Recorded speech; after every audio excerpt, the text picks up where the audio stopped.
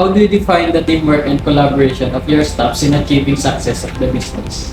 Um, Teamwork plays a vital role here at Nikita'S Hotel because without teamwork, nothing will happen. So as our motto goes that teamwork makes the dream work. So kung yung staff natin, hindi sila makasundo, hindi sila nagtutulungan sa isang bagay, then hindi natin ma-achieve yung success na hinahanap natin sa team. So lagi kong nare-remind yung mga staff to always practice teamwork because that is the key to success. As a manager, what are your strategies to ensure that every individual worker doing their tasks accurately? Actually, to ensure that the staff are doing their job accurately is that we have a lot of different, like, di ba, we are in a digital world now. So, meron kami nung kailangan nilang picturean yung before and after ng task. So, before, di ba, kunyari, madumi yan ngayon. Yung after niya is malinis na. So, sinasend yun sa aming group chat para talagang there's a proof na nagawa ng ayos. Then, after that, doon ako magko-comment kung ano yung mali or hindi. Kasi not every time I was able to check, like, for example, that I was eating.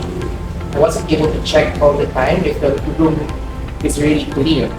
So, another thing that they do, meron silang notebook wherein they wrote down what they did on the specific day. So, those are the methods, I guess, that they do or that we ensure that we do this. How does it affect working relationships, and why is it crucial for employees to keep a positive attitude at work? How does it affect working relationship and why is it crucial for employees to keep positive attitude? Yes. So, positive attitude is very important, especially when you are working, because I believe that negative attitude invites negative result, and positive attitude invites positive result. So, I always tell my staff to not to bring their personal problem inside work. So, kasi malaki talaga yung epekto ng sa trabaho. Kung papasok ka na nakasimangot, nakakasulubin yung staff mo, nakasimangot ka, nakakawa sila ng negative vibes mo. And then, another thing is that you are not able to do your job the best thing that you can do on that specific day. So, kung ganun man, di ba, we are sasabihin naman tayo na huwag natin balik sa trabaho. Di ba, hindi may iwasan na talagang sa bigat na problema, nadadala nila. So, what we do is to understand the situation na lang din. Kasi meron natin ito, diba? Ano kung talagang hindi kaya iwasan. So, we need to adjust. Pero as possible, sana, iiwan na lang sila before entering this establishment. Yes. When you evaluate someone's performance, what approach do you take? We are doing our, like, I guess, we're doing twice a year the evaluation. So, the things that we are evaluated, of course, is the skills, the attitude, attendance, and the check. So, yung skills is important to evaluate because doon natin malalaman, may natutunan ng staff. As the days goes by, okay ba yung ginagawa nila? Are they following the standards given by the Department of Tourism as well as the Nikita'S? Next is the attendance. So, punctuality is very important kasi hindi naman ito basta-basta lang na pwede kang dumating ng oras gusto. So, we have our time in na sinusunod yung time out. Next is attitude. First, attitude is very important. Attitude is everything. The way na makisama ka sa katrabaho is very important kasi kung hindi ka nakikituon ng maayos sa kasamahan, yun natin will happen. So, always remember that attitude is everything. How often do you conduct a meeting for all your individual workers, and how will it help the relationship of management and employees? We often call the meeting like 4 times a year, so that's quarterly. First quarter, second quarter, third, and fourth.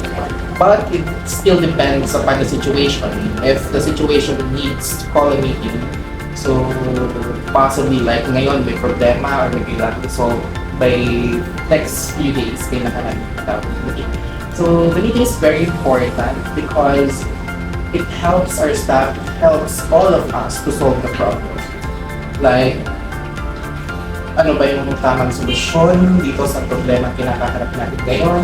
So, everybody's feedback is very important and that could help us to solve the problem.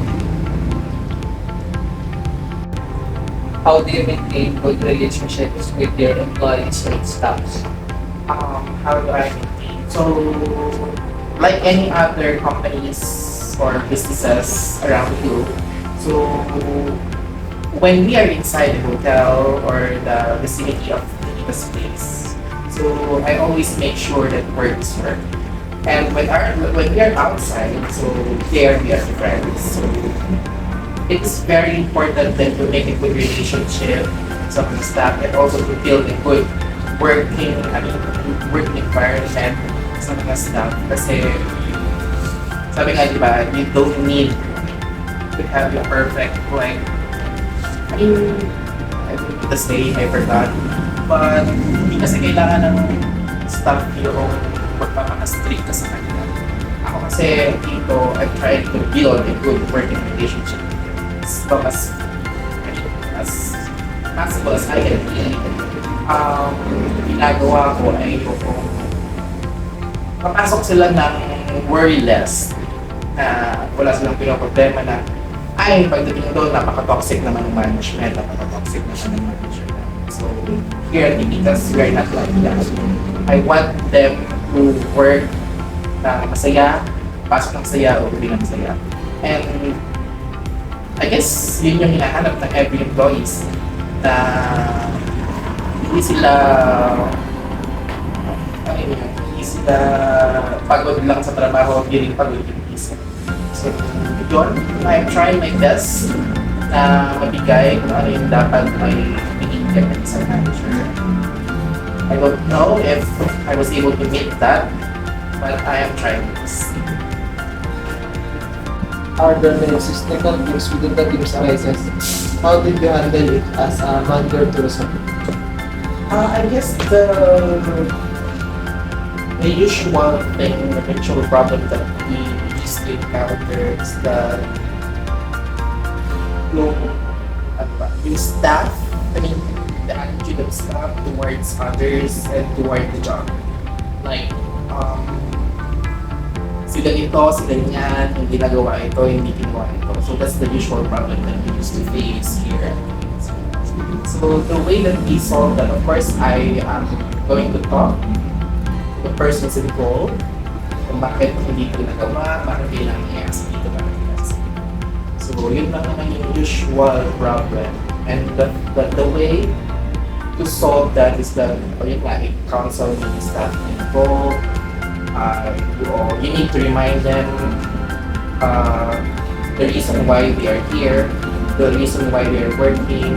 So kailangan mo silang bigyan ng motivation, and of course, you have to remind them that in every tourism industry, kailangan talaga yung initiative that is very important. So because when you have initiative,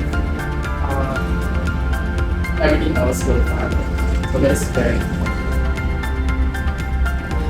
Clear roles and responsibilities defined for each team member.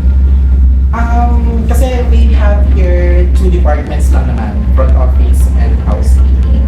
And their job description was explained to them naman during the interview. So, of course, the front office is the one to assist the guests and to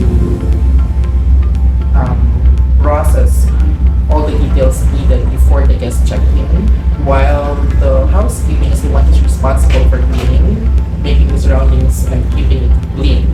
So those are the basic like job description of those two departments. How can regular feedback sessions positively impact employees' moral and performance? Ako, I'm always giving uh, ng advice sa mga staff. Sometimes it's not personally but through chat kasi hindi naman lahat nakakausap. So, for me, I believe that there's always room for improvement and that we have to take constructive criticism seriously. I mean, it's not destructive, it's constructive. Kasi there are areas in our life or na kailangan talaga ng improvement. And the way you could be able to know to make improvement on that specific field or that specific skills to mapabuti mo pa is for me to tell you kung ano yon, kung saan area mo kailangan mapayaan pa yung area. So, yun yung sinasabi ko sa mga lalaki. I'm always giving constructive criticism kasi everybody needs that. Everybody needs to know what you need to improve. When it comes to the specializations and uniqueness of your staffs, how do you accept suggestions from them, especially for good outcomes of the service? Actually, when the time that I was promoted as manager back in 2019, the very first thing that I have learned that is very hard to do is decision making.